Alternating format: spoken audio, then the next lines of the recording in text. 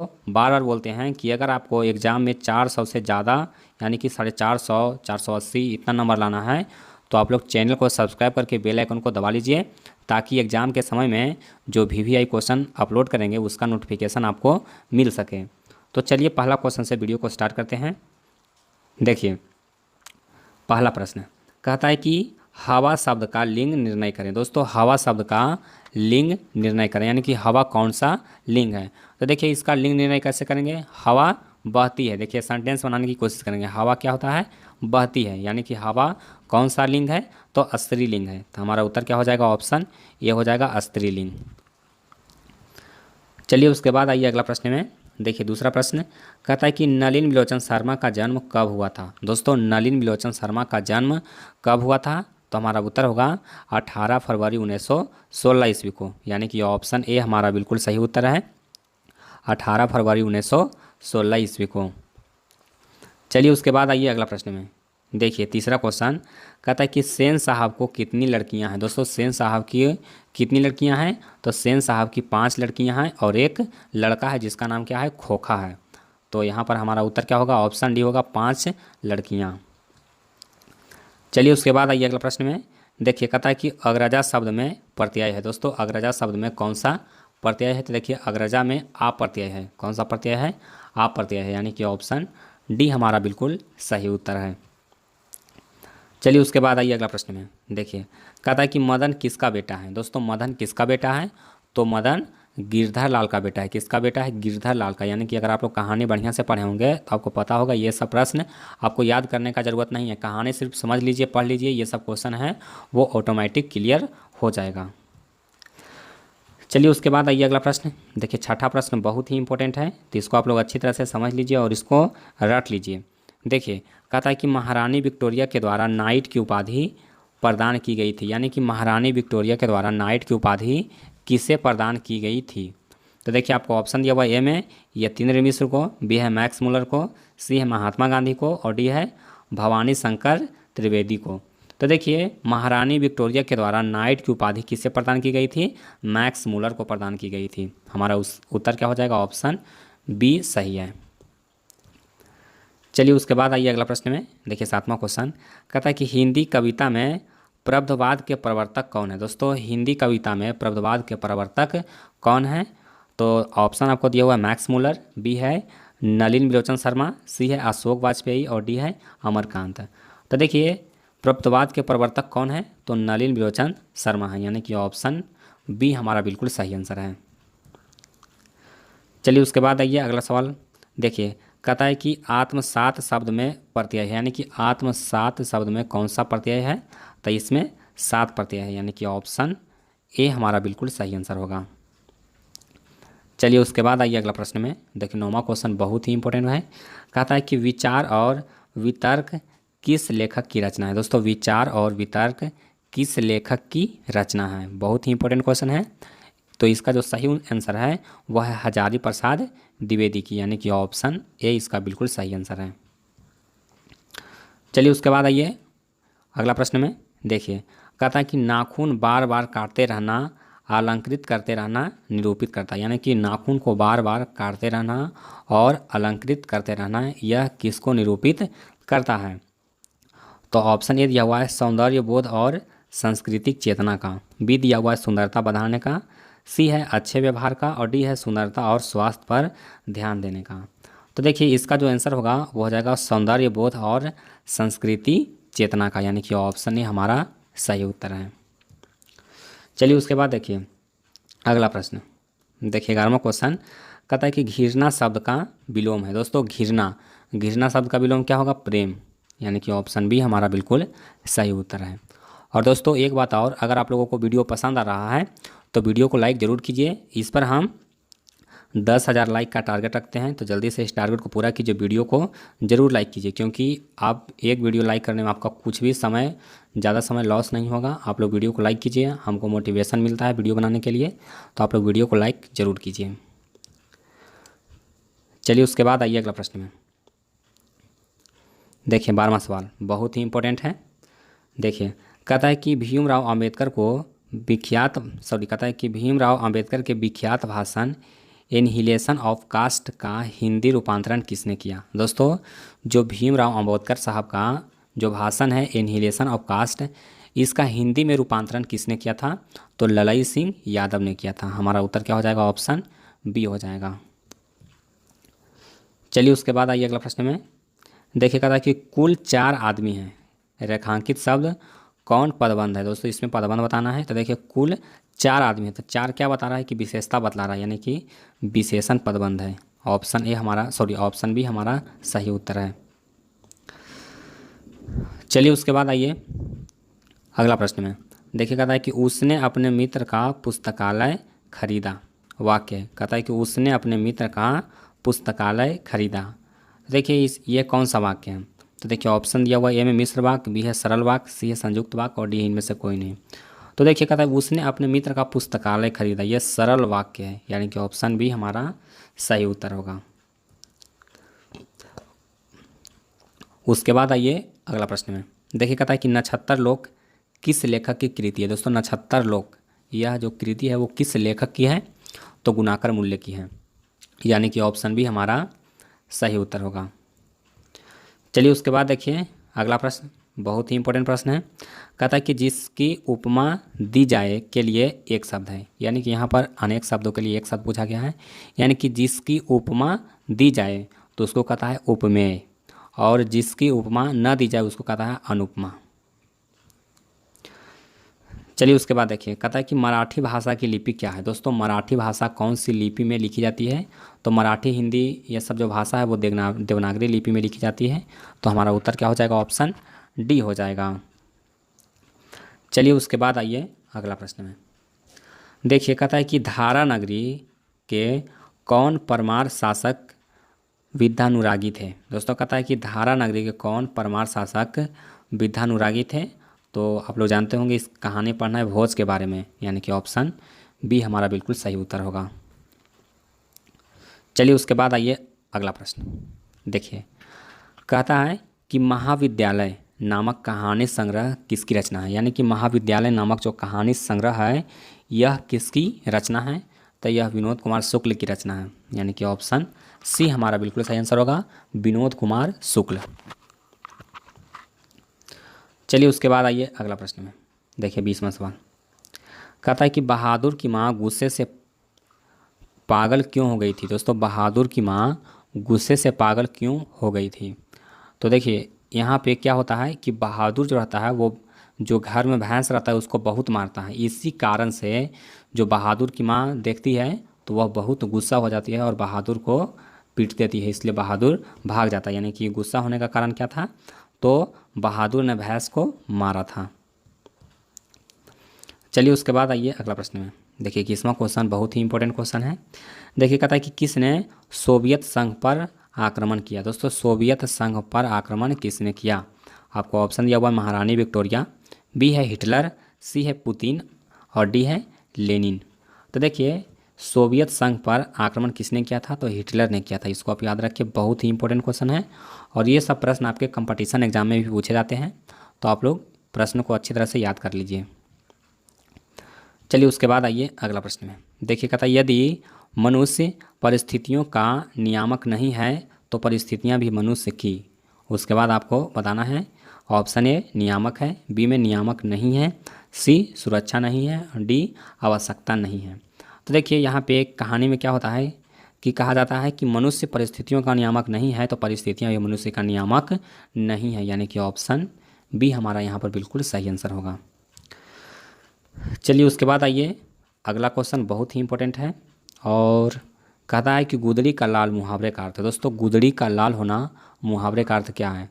तो इसका मतलब है कि गरीब के घर में गुणवान उत्पन्न होना, यानी कि ऑप्शन बी हमारा बिल्कुल सही आंसर है। देखिए मुहावरा में थोड़ा सा आप लोग दिमाग लगाइएगा तो आप लोग खुद से मतलब कि प्रश्न को बना सकते हैं, आपको इसको रटने का ज़रूरत नहीं है। जैसे देखिए गुदड़ी का लाल होना मतलब क्या हुआ? गरीब के घर में गुणवान उत्पन्न होना। चलिए उसके बाद देखिए अगला प्रश्न। देखिए कहता है कि गणेश शब्द का पर्यायवाची है। दोस्तों गणेश शब्द का पर्यायवाची, तो आप लोग जानते हैं गणेश शब्द का पर्यायवाची क्या क्या होता है? गजानंद, लंबोदर, ये सब जो शब्द है वो गणेश का पर्यायवाची है। तो हमारा उत्तर होगा ऑप्शन ए लंबोदर। चलिए उसके बाद आइए अगला प्रश्न में। देखिए 25वां क्वेश्चन कहता है कि प्रतिदिन शब्द कौन सा समास है। दोस्तों प्रतिदिन कौन सा समास है, तो प्रतिदिन मतलब कि दिन पर दिन, तो यह कौन सा समास हो गया, अव्ययी भाव समास। चलिए उसके बाद आइए अगला प्रश्न में। देखिए कहता है यशोधरा शब्द का संधि विच्छेद है। दोस्तों यशोधरा शब्द का संधि विच्छेद होगा यश जोड़ धरा, यानी कि ऑप्शन ए हमारा बिल्कुल सही आंसर है, यश जोड़ धरा। उसके बाद आइए अगला प्रश्न में। देखिए कहता है कि इनमें शुद्ध वाक्य कौन है। शुद्ध वाक्य आपको पहचानना है। तो देखिए कहता है कि शब्द तो केवल संकेत मात्र है। बी कहता है कि शब्द तो केवल संकेत है। सी है शब्द तो केवल संकेत मात्र ही है। और डी है इनमें से कोई नहीं। तो देखिए ये क्वेश्चन है वो बहुत आसान है, आप लोग खुद से इसको बता सकते हैं। आप लोग बताइए कि इनमें से कौन सा जो लिखा हुआ है वो सही वाक्य है। तो आप लोग जल्दी से इसका आंसर कमेंट बॉक्स में दीजिए, इसका सही आंसर क्या है। और अगर आप लोग नहीं जानते हैं तो आप लोग कमेंट में जाकर के देख लीजिए, आपको आंसर मिल जाएगा। उसके बाद आइए अगला प्रश्न में। देखिए कहता है कि कवि घनानंद किस बादशाह के यहाँ मीर मुंशी का काम करते थे। दोस्तों कहता है कि कवि घनानंद था जो किस बादशाह के यहाँ मीर मुंशी का कार्य करता था। तो हमारा आंसर होगा मोहम्मद शाह रंगीले, यानी कि ऑप्शन बी हमारा बिल्कुल सही आंसर है। चलिए उसके बाद आइए अगला प्रश्न में। देखिए कहता है कि जन्म के 6 घंटे बाद किनकी माता का देहांत हो गया था। दोस्तों जन्म के 6 घंटे बाद किनकी माता का देहांत हो गया था। आपको ऑप्शन दिया हुआ ए में गुरु नानक, बी है सुमित्रा नंदन पंत, सी है रामधारी सी दिनकर और डी है प्रेमघन। तो देखिए इसका जो सही उत्तर होगा वो हो जाएगा सुमित्रा नंदन पंत, यानी कि सुमित्रा नंदन पंत का जब जन्म हुआ था उसके 6 घंटे बाद उनकी माता का देहांत हो गया था। चलिए उसके बाद आइए कहता है कि फावड़े और हल राजदंड बनने को है, यह पंक्ति किस कविता की है। दोस्तों यह जो पंक्ति दिया हुआ है फावड़े और हल राजदंड बनने को है, यह जो पंक्ति है वो किस कविता की है। तो यह जो पंक्ति है वो जनतंत्र का जन्म कविता से है, यानी कि ऑप्शन ए हमारा सही उत्तर है। चलिए उसके बाद आइए अगला प्रश्न में। देखिए कहता है कि एक वृक्ष की हत्या कविता किसकी रचना है। दोस्तों एक वृक्ष की हत्या कविता जो है वो किसकी रचना है, तो कुंवर नारायण की रचना है, यानी कि ऑप्शन सी हमारा करेक्ट आंसर है। चलिए उसके बाद देखिए अगला प्रश्न कहता है कि बीरेन डंगवाल का पहला कविता संग्रह है। दोस्तों बीरेन डंगवाल का पहला कविता संग्रह कौन है, तो इसका आंसर हो जाएगा इसी दुनिया में, यानी कि ऑप्शन बी हमारा बिल्कुल सही उत्तर है। चलिए उसके बाद आइए अगला प्रश्न देखिए कहता है कि प्राकृतिक सौंदर्य की कविता के लिए विख्यात कवि है, यानी कि प्राकृतिक सौंदर्य पर सबसे ज़्यादा कविता किस कवि ने लिखे हैं, यानी कि उस वे विख्यात कवि हैं। तो हमारा आंसर होगा सुमित्रा नंदन पंत, यानी कि सुमित्रा नंदन पंत का जितना भी कविता ज़्यादा से ज़्यादा कविता जो लिखा हुआ है वो प्राकृतिक सौंदर्य पर ही लिखा हुआ है।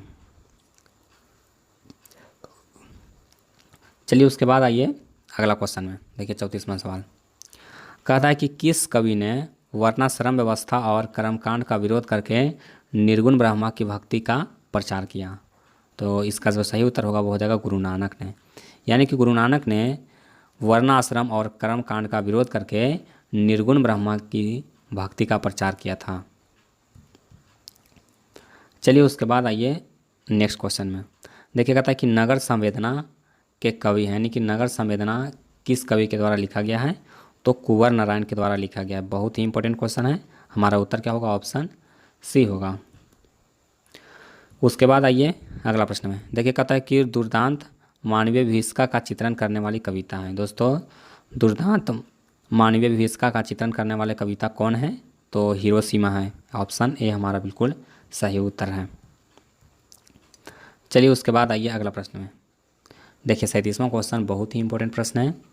कहता है कि गुरु नानक के पद हैं, तो देखिए गुरु नानक के पद कौन है, तो राम भक्तिमय गीत, यानी कि ऑप्शन ए हमारा बिल्कुल सही उत्तर होगा।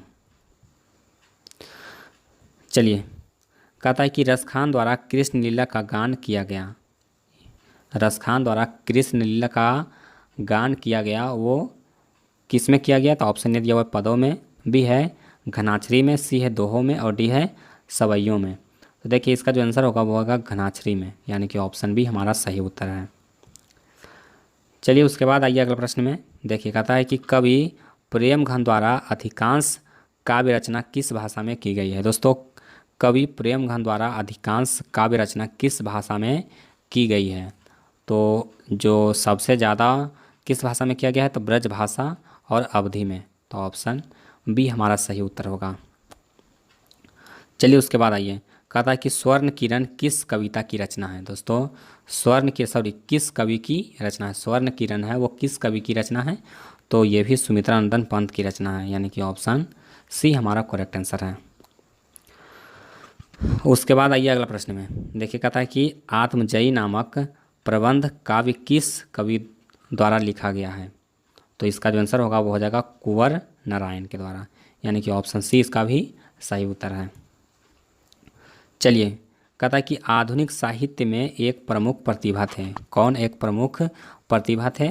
तो वत्स्यायन अजय, यानी कि ऑप्शन ए होगा स ही वत्स्यायन अजय, यानी कि ऑप्शन ए हमारा बिल्कुल सही आंसर है। चलिए उसके बाद आइए अगला प्रश्न में, देखिए कहता है कि किसने ज़िंदगी में पहली बार अस्पताल का विरोध नहीं किया? दोस्तों, किसने ज़िंदगी में पहली बार अस्पताल का विरोध नहीं किया? आपको ऑप्शन दिया हुआ है मंगू, बी है कुसुम, सी है मेट्रन, डी है माँ। तो इसका उत्तर होगा माँ ने विरोध नहीं किया था, यानी कि ऑप्शन डी इसका सही उत्तर है। चलिए उसके बाद देखिए, कहता है कि माँ रात में कितने बजे हॉस्पिटल से लौटकर घर आई? तो 11 बजे, ऑप्शन डी हमारा सही उत्तर है। चलिए उसके बाद देखिए, कहता है कि गांव में जुआरी किस्म का व्यक्ति कौन था? तो दोस्तों, जुआरी किस्म का व्यक्ति कौन था? रगम्पा था, यानी कि ऑप्शन सी हमारा बिल्कुल सही आंसर है। चलिए उसके बाद देखिए, कहता है कि सात कोड़ी होता किस भाषा के प्रमुख कथाकार हैं? दोस्तों, सात कोड़ी होता जो हैं वो उड़िया भाषा के कथाकार हैं। हमारा उत्तर क्या होगा? ऑप्शन बी होगा। उसके बाद देखिए, कहता है कि देवी नदी बांध के नीचे किसका घर था? दोस्तों, देवी नदी बांध के नीचे किसका घर था? तो लक्ष्मी का घर था, यानी कि ऑप्शन सी हमारा बिल्कुल सही आंसर है। चलिए उसके बाद देखिए, मंगू के अलावा माँ के कितनी संतानें थी? दोस्तों, मंगू के अलावा 3 संतान और था, यानी ऑप्शन बी हमारा बिल्कुल सही आंसर है। चलिए उसके बाद देखिए, कहता है कि किसने सीता को रसमलाई भेजी थी? दोस्तों, किसने सीता को रसमलाई भेजी थी? तो भांवरी ने भेजी थी, यानी कि ऑप्शन डी हमारा बिल्कुल सही आंसर होगा, भांवरी। उसके बाद आइए अगला प्रश्न में, देखिए कहता है कि सीता के बड़े लड़के का क्या नाम था? दोस्तों, सीता के बड़े लड़के का नाम क्या था? तो कैलाश नाम था। क्या नाम था? कैलाश नाम था, यानी कि सीता के बड़े बेटे का नाम क्या था? कैलाश था, यानी कि ऑप्शन ए हमारा सही उत्तर होगा। चलिए उसके बाद आइए अगला प्रश्न में, देखिए कहता है कि सुजात की कितनी कृतियाँ प्रकाशित हो चुकी हैं? दोस्तों, सुजात की कितनी कृतियाँ प्रकाशित हो चुकी हैं? तो हमारा उत्तर हो जाएगा यहाँ पे 25 से अधिक, ऑप्शन बी यहाँ पर सही उत्तर है। चलिए उसके बाद आइए 52 नंबर सवाल में, बहुत ही इंपॉर्टेंट है। कहता है कि नगर कहानी के अनुवादक कौन है? दोस्तों, नगर कहानी के अनुवादक कौन है? तो इसके अनुवादक हैं सुजात। चलिए उसके बाद आइए, कहता है कि अनुज का स्त्रीलिंग रूप है। दोस्तों, अनुज का स्त्रीलिंग होगा तो अनुजा होगा। अनुज का स्त्रीलिंग क्या होगा? अनुजा होगा, ऑप्शन ए हमारा सही उत्तर है। चलिए उसके बाद आइए 54 नंबर क्वेश्चन में, कहता है कि इनमें शुद्ध शब्द कौन है? शुद्ध शब्द का चयन करना है। तो देखिए आपको अधीन इसमें कौन सा शुद्ध लिखा हुआ है? तो ऑप्शन बी हमारा यहाँ पे बिल्कुल सही आंसर होगा। बी में जो अधीन है वो बिल्कुल सही लिखा हुआ है। उसके बाद आइए अगला प्रश्न, कहता है कि दास शब्द का पर्यायवाची है। दोस्तों, दास शब्द का पर्यायवाची होगा चाकर। क्या होगा? चाकर, यानी कि नौकर चाकर आप लोग जानते होंगे। तो दास किसको कहते हैं? नौकर को ही कहते हैं। इसका पर्यायवाची पूछा गया, यानी कि समानार्थक शब्द, तो नौकर चाकर सब एक ही है। चलिए, कहता है कि अपेक्षा शब्द का विशेषण है। अपेक्षा शब्द का विशेषण क्या होगा? तो अपेक्षा शब्द का विशेषण होगा अपेक्षित। क्या होगा? अपेक्षित होगा, ऑप्शन सी हमारा करेक्ट आंसर है। चलिए, कहता है कि वाकजाल का संधि विच्छेद है। दोस्तों, वाकजाल का संधि विच्छेद होगा वाकजोड़ जाल। क्या होगा? वाकजोड़ जाल, यानी कि ऑप्शन ए हमारा सही उत्तर है। चलिए, कहता है कि पूरब शब्द संज्ञा, पूरब है वो कौन सा संज्ञा? तो देखिए, पूरब व्यक्तिवाचक संज्ञा होगा, यानी कि ये क्या है? यूनिक चीज़ है, यानी कि पूरब पश्चिम उत्तर दक्षिण यह सब दिशा का नाम है। यह कौन सी संज्ञा हो जाएगा? तो व्यक्तिवाचक संज्ञा हो जाएगा। चलिए उसके बाद देखिए अगला प्रश्न, कहता निम्नलिखित में से सर्वनाम है। दोस्तों सर्वनाम कौन हो जाएगा? तो जो संज्ञा के बदले आता है उसको सर्वनाम कहते हैं। तो संज्ञा के बदले यह, वह, वे, ये सब आएगा तो सर्वनाम में आता है, यानी कि ऑप्शन ए हमारा सही उत्तर होगा। उसके बाद देखिए गुणवाचक विशेषण है, कौन सा गुण बतला रहा है? तो आप लोग ऑप्शन देख के आसानी से पता लगा सकते हैं कि गुण कौन बतला रहा है, कौन सा? तो अच्छा, 1 किलो, 2 अधिक। तो गुण कौन बतला रहा है? अच्छा, यानी कि कोई चीज़ अच्छा है तो यह उसका गुण बतला रहा है, यानी कि गुणवाचक विशेषण हो गया। बहुत आसान है पकड़ना। उसके बाद आइए 61वां क्वेश्चन में, बहुत ही इंपॉर्टेंट है। देखिए कहता है कि बुद्धा एंड हिज धम्मा के लेखक। दोस्तों बुद्धा एंड हिज धम्मा के लेखक कौन है? तो भीमराव अंबेडकर है। ऑप्शन सी हमारा करेक्ट आंसर है।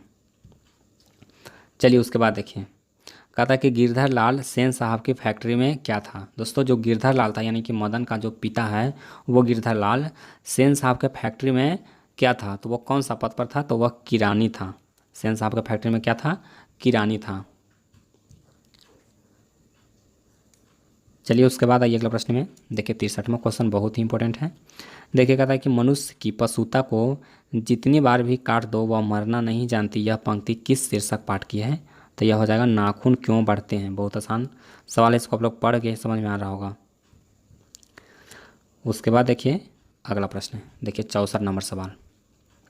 कहता है कि चंद्रगुप्त द्वितीय का व्यक्तिगत नाम क्या था? दोस्तों चंद्रगुप्त द्वितीय का व्यक्तिगत नाम क्या था? देव नाम था। क्या नाम था? देव नाम था। इसको आप लोग याद रखिए। चलिए उसके बाद देखिए 65वां क्वेश्चन। कहता है कि बहादुर पर चोरी का आरोप कौन लगाता है? दोस्तों बहादुर पर चोरी का आरोप कौन लगाता है? तो रिश्तेदार लगाता है, यानी कि ऑप्शन डी हमारा बिल्कुल सही आंसर है। अब देखिए यह भी प्रश्न पूछा जाता है कि बहादुर पर कितने रुपये का चोरी का इल्ज़ाम लगाया गया था। तो अगर आप लोग कहानी पढ़े हैं तो आप लोग जल्दी से इसका आंसर कमेंट कीजिए। आपको 10 सेकंड का समय दिया जाता है, आप लोग 10 सेकंड में इसका आंसर कमेंट कीजिए और फिर हम इसका आंसर बता देंगे। तो देखिए बहादुर पर जो चोरी का आरोप लगा था वो कितने रुपये का लगा था? तो 11 रुपये का आरोप लगा था, यानी 11 रुपये चोरी करने का आरोप बहादुर पर किसने लगाया था? तो रिश्तेदार ने लगाया था। चलिए उसके बाद आइए कहता है कि बिरजू महाराज अपना सबसे बड़ा जज किसे मानते थे? दोस्तों बिरजू महाराज अपना सबसे बड़ा जज किसे मानते थे? तो अपनी अम्मा को मानते थे, यानी कि अपनी माँ को मानते थे। तो हमारा उत्तर हो जाएगा ऑप्शन ए। चलिए उसके बाद आइए कहता है हिंदुस्तानी डांस म्यूजिक कहाँ है? दोस्तों हिंदुस्तानी डांस म्यूजिक कहाँ है? तो कोलकाता में है। ऑप्शन ए हमारा बिल्कुल सही उत्तर है। चलिए उसके बाद आइए अगला प्रश्न में। देखिए कहता है कि राम नाम बिनु बिरथे जगी जन्मा शीर्षक कविता के अनुसार ईश्वर की शरण में जाने का अधिकारी कौन है? तो इसका जो सही उत्तर होगा वो हो जाएगा जिसका अंतःकरण निर्मल हो, यानी कि ऑप्शन डी हमारा बिल्कुल सही उत्तर है। चलिए उसके बाद आइए अगला प्रश्न में। देखिए अगला प्रश्न कहता है कि रसखान किस सैकड़ों इंद्रलोक को नौछावर करने की बात करता है? दोस्तों कहता है कि रसखान किस बार सैकड़ों इंद्रलोक को नौछावर करने की बात करता है? तो हमारा उत्तर होगा करील की कुंजों पर, यानी कि ऑप्शन ए हमारा बिल्कुल सही उत्तर है। चलिए उसके बाद आइए अगला प्रश्न में। कहता है कि नादिर शाह के सैनिकों ने किसे मार डाला? दोस्तों नादिर शाह के सैनिक ने किसको मार डाला था? तो घनानंद को मार डाला था, यानी कि ऑप्शन बी हमारा बिल्कुल सही उत्तर होगा। चलिए उसके बाद आइए अगला प्रश्न में। देखिए कहता है कि सुमित्रा नंदन पंत रचित भारत माता शीर्षक कविता कहाँ से संकलित है? दोस्तों जो सुमित्रा नंदन पंत के द्वारा भारत माता जो कविता है वो कहाँ से संकलित है? तो ग्राम्या से संकलित है। कहाँ से संकलित है? ग्राम्या से। ऑप्शन बी हमारा बिल्कुल सही उत्तर होगा। देखिए कहता है कि अज्ञेय किस काव्य धारा के कवि हैं? दोस्तों अज्ञेय किस काव्य धारा के कवि हैं? तो हमारा उत्तर होगा प्रयोगवाद, यानी कि ऑप्शन बी हमारा बिल्कुल सही आंसर है। चलिए उसके बाद आइए अगला प्रश्न में। देखिए कहता है कि एक वृक्ष की हत्या शीर्षक पाठ में दूर से कौन ललकारता है? दोस्तों एक वृक्ष की हत्या शीर्षक पाठ में दूर से कौन ललकारता है? तो यहाँ पे हमारा उत्तर होगा वृक्ष रूपी चौकीदार ललकारता है, यानी कि ऑप्शन सी हमारा बिल्कुल सही आंसर है। चलिए उसके बाद देखिए कहता है कि कवि रेनर मारिया रिल्के द्वारा शानदार लब्धा गिर जाने का बात करता है, यानी कि किसका शानदार लब्धा गिर जाने का बात करता है। तो यहाँ पर हमारा उत्तर हो जाएगा प्रभु का, ऑप्शन ए हमारा बिल्कुल सही आंसर है। चलिए उसके बाद आइए अगला प्रश्न में हिंदी ग्रामर का क्वेश्चन है।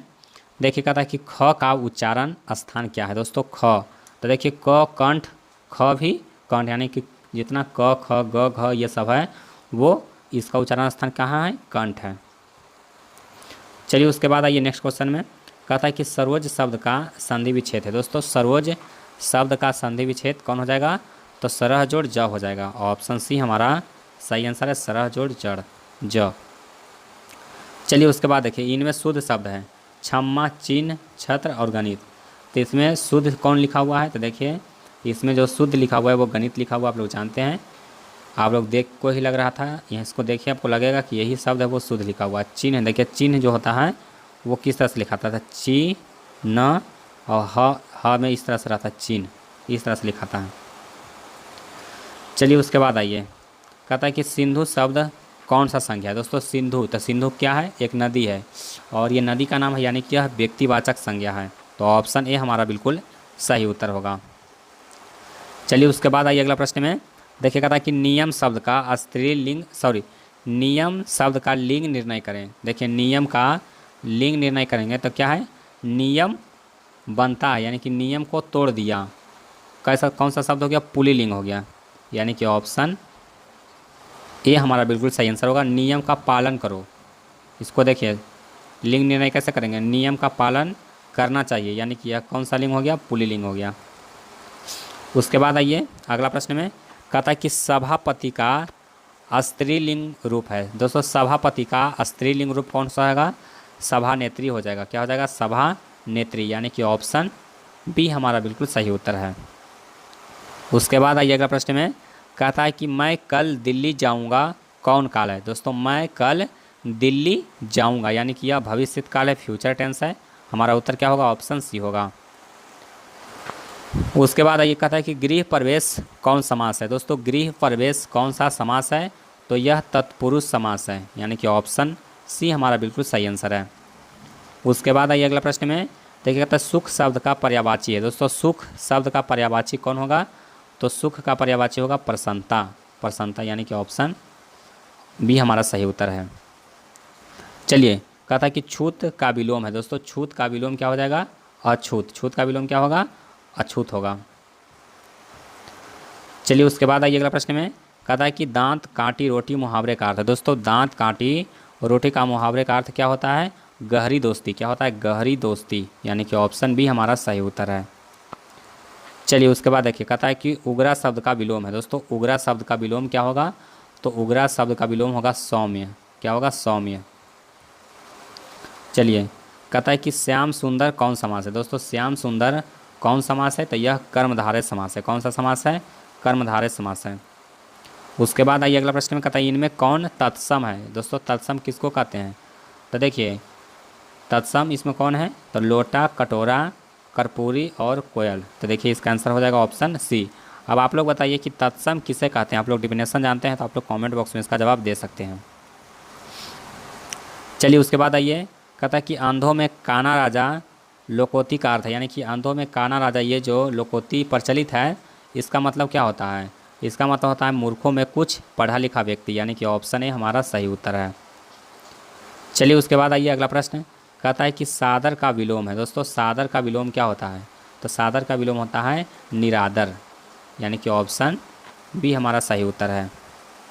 चलिए उसके बाद आइए अगला प्रश्न में। देखिएगा तो दसमुख कौन समास है दोस्तों। दसमुख कौन समास है, तो दसमुख हो जाएगा बहुव्रीहि समास। देखिए दसमुख किसको कहते हैं, रावण को कहते हैं। और किसी अन्य संज्ञा शब्द का अर्थ निकाल रहा है, यहाँ पर हो जाएगा रावण। जैसे त्रिलोकीनाथ, जैसे शिव, शिव किसको कहेंगे, तो शंकर जी को कहेंगे, तो यह कौन सा समास हो जाएगा, बहुव्रीहि समास हो जाएगा। जैसे एक और बताते हैं कि चक्रपाणी, ये सब कौन सा समास है, तो बहुव्रीहि समास है। चलिए उसके बाद आइए अगला प्रश्न में। देखिए 92 नंबर सवाल बहुत ही इंपॉर्टेंट सवाल है।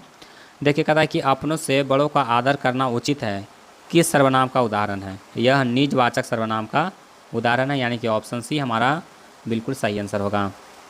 उसके बाद आइए अगला प्रश्न में। कहता है कि परीक्षा शब्द का लिंग निर्णय करें। दोस्तों परीक्षा शब्द का लिंग निर्णय करें, तो परीक्षा कौन सा लिंग है, तो स्त्रीलिंग है। उसके बाद आइए अगला प्रश्न में, कहता है कि उदर का संधि विच्छेद है। दोस्तों उदर शब्द का संधि विच्छेद क्या होता है, उत जोड़ अय। क्या होता है, उत जोड़ अय। उसके बाद आइए अगला प्रश्न में, कहता है निवास शब्द में उपसर्ग है। दोस्तों निवास शब्द में कौन सा उपसर्ग है, तो नी उपसर्ग है। कौन सा उपसर्ग है, नी उपसर्ग, यानी कि ऑप्शन ए हमारा बिल्कुल सही उत्तर है। चलिए उसके बाद आइए अगला प्रश्न, कहता है कि धरती कब तक घूमेगी शीर्षक पाठ में सवाल किस चीज़ का है। दोस्तों धरती कब तक घूमेगी में किस चीज़ का सवाल है, रोटी का सवाल होता है, यानी कि ऑप्शन सी हमारा बिल्कुल सही आंसर है। उसके बाद आइए अगला प्रश्न में देखिए, कहता है कि वली अमाल ने बेटी को ठीक होने के लिए किस मंदिर में मन्नत मांगा था। दोस्तों किस मंदिर में, तो वैदिक शरण में, यानी कि ऑप्शन बी हमारा बिल्कुल सही आंसर होगा, वैदिक शरण। चलिए उसके बाद आइए अगला प्रश्न में देखिए, कहता है कि कटक शहर को बाढ़ से बचाने के लिए किसने पत्थर का बांध बनवाया था। दोस्तों कटक शहर को बाढ़ से बचाने के लिए किसने पत्थर का बांध बनवाया था, तो इसका आंसर होगा महाराज यताति किशोरी ने, यानी कि ऑप्शन सी हमारा बिल्कुल सही आंसर है। चलिए उसके बाद आइए अगला प्रश्न 99 नंबर सवाल देखिए, कहता है कि नगर शीर्षक पाठ में आम्रराज को कितने नंबर का कमरा दिखाने के लिए कहा गया। तो दोस्तों इसका उत्तर होगा 48 नंबर का, ऑप्शन सी हमारा बिल्कुल सही आंसर है। अब दोस्तों अगर आप लोग 99 तक देख लिए हैं, यानी कि आप लोगों को वीडियो पसंद आ रहा है, तो आप लोग वीडियो को लाइक करके ज़रूर जाइएगा, और सभी स्टूडेंट अपने दोस्तों में व्हाट्सएप ग्रुप में जहाँ जहाँ 10वां के स्टूडेंट हैं उन सभी को ये वीडियो ज़रूर शेयर कीजिएगा। उसके बाद हम लोग लास्ट क्वेश्चन देख लेते हैं 100वां। देखिए कहता है कि मंगमा की बहू का क्या नाम था। दोस्तों मंगमा की बहू का नाम क्या था, नजमा था। क्या था, नजमा नाम था, यानी कि ऑप्शन ए हमारा बिल्कुल सही उत्तर है। तो दोस्तों उम्मीद करता हूँ कि ये वीडियो आपको पसंद आया होगा। वीडियो पसंद आया तो वीडियो को लाइक कीजिए, अपने दोस्तों में शेयर कीजिए, और अगर आप लोग